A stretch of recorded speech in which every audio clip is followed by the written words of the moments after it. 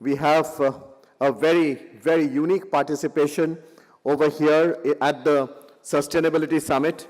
And I must say and acknowledge that over the last many years, Mr. Prabhu, you have given us directions and you have been a guiding force in CII's work on this entire area of sustainability. You have always given us great ideas, powerful ideas. You have in the past led and chaired our initiatives on sustainability, on climate change, on water, on many other areas related to the subject, and we have always been grateful to you for this. Here we have close to 300 people from India and overseas, and very, very importantly, a very powerful delegation from the EU led by the Commissioner for Environment, Maritime Affairs and Fisheries of the European Commission, Mr. Carmenu Vella, who is seated in the audience, the Commissioner himself with an 80-member strong delegation from EU, and in Indian industry, other think tanks, other participants from India. Let me first congratulate all the participants for being the new warriors for change, to bring about a change for better, and also for being so conscientious about the fact that a change is necessary, and the reality of today is going to destroy not only the humanity but the entire biological life if we don't work together. And I was also very appreciative of the fact that you had decided to put environment and oceans together.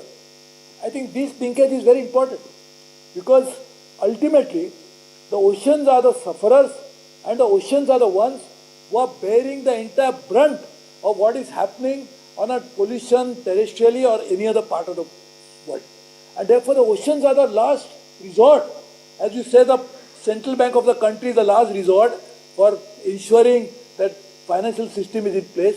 I think the oceans are literally the last resort the nature has created to ensure that anything goes wrong, ocean will take care of it.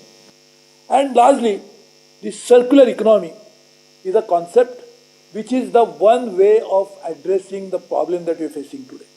So let us go to the root cause of the problem before addressing the problem. And therefore, the only way we can address this issue therefore is by using the resources in a manner, firstly very optimum, and secondly, we keep using the resources on an ongoing basis so that we never run out of them. When we talk about the circular economy is not only addressing environmental and economic issues, but it is also addressing some of our most urgent societal challenges. India's material consumption in the past few decades exhibits a pattern of countries making a transition from an agrarian society to an industrial society, where the consumption of non-renewable materials is always on the increase. The current growth trends in the economy, in the population, in urbanization continue in India. It will lead to an exponential rise in material requirements. And this is a tremendous challenge, not just for India, but also for the planet. We are still in time to chart a new sustainable future of shared prosperity, transforming each and every challenge into an opportunity. The transition to a circular economy is an opportunity to transform our economies by making them more sustainable, whilst at the same time benefiting from the opportunity to create more jobs and to create competitive advantages for our economies in a world that is undergoing profound changes. A circular economy, apart from the economic benefits, has benefits for the environment as well. We're talking about climate change. First, it can lower greenhouse gas emissions using fewer virgin materials, applying more efficient construction techniques, and reducing electricity use in cooling would reduce greenhouse gas emissions to 23% in 2030 and to 40% in 2050.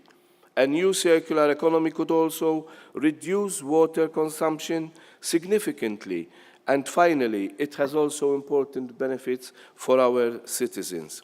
This is symbolic of a significant change that has taken place in India over the last 4 or 5 years.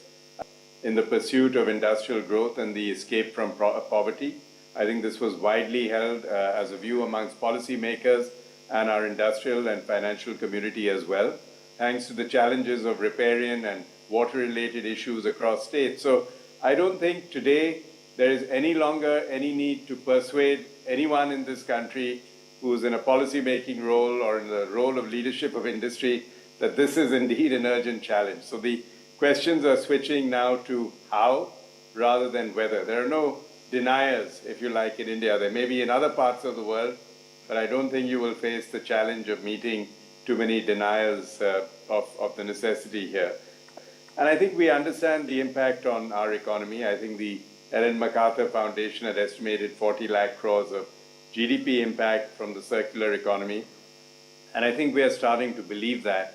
And actually, it works also in favor of an economy that is more service-oriented than industrial in any case, so it plays to India's strengths. Indian industry, Indian financial system, Indian policymakers, I think are more than ready. And we congratulate you for establishing and holding this conference at this time.